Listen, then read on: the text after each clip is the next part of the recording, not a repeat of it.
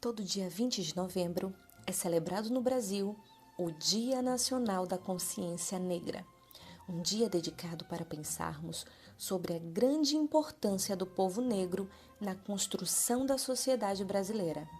A data, 20 de novembro, foi escolhida porque foi o dia da morte de Zumbi dos Palmares, um dos maiores líderes negros do Brasil que lutou pela libertação do seu povo da escravidão.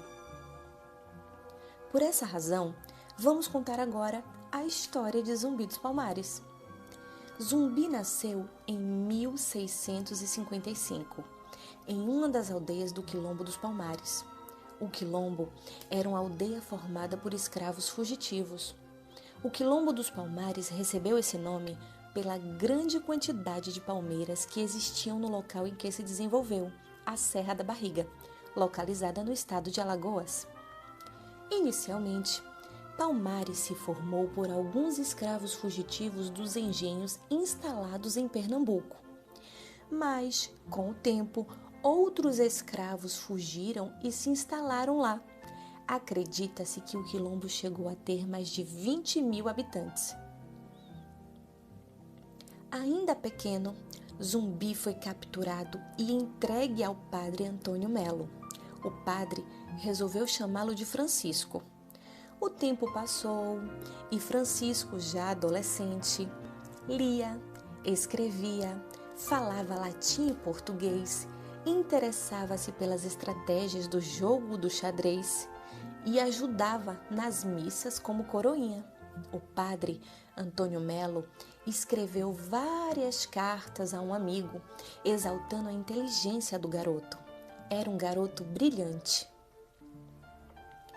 Por volta de 1670, com 15 anos, Zumbi fugiu e voltou para o Quilombo. Neste período, o Quilombo dos Palmares já tinha um líder. Era o tio de Zumbi. O seu nome era Gangazumba. Porém, este líder já estava cansado de tantas lutas para defender o Quilombo e estava decidido a assinar um acordo de paz. Mas o acordo não iria acabar com a escravidão, e isso desagradou boa parte dos integrantes do Quilombo.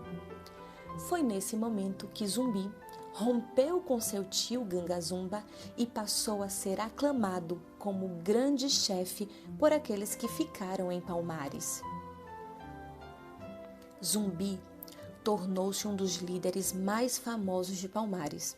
Alguns dizem que o nome Zumbi significa força do espírito presente.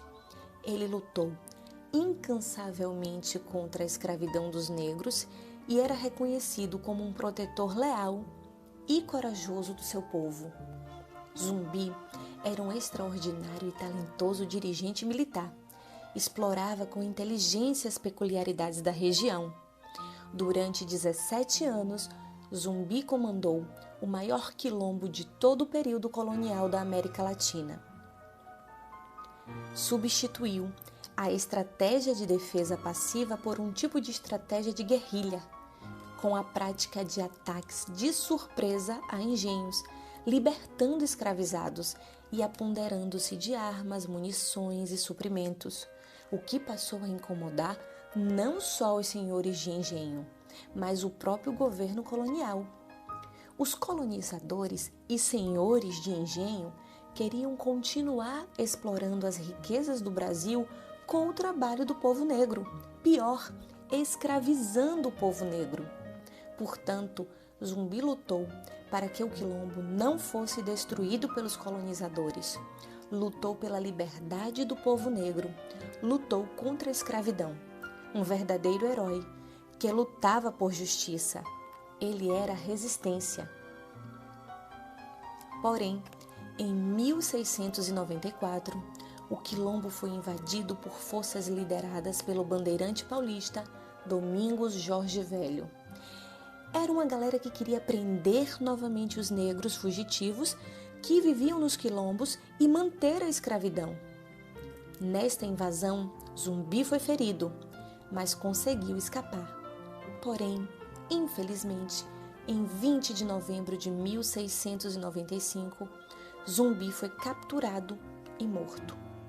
Por isso que todo dia 20 de novembro Dia da Consciência Negra, é uma data a ser celebrada também a memória de Zumbi dos Palmares, que é tido como um herói e que não pode ser esquecido, pois é um símbolo da luta por liberdade e justiça.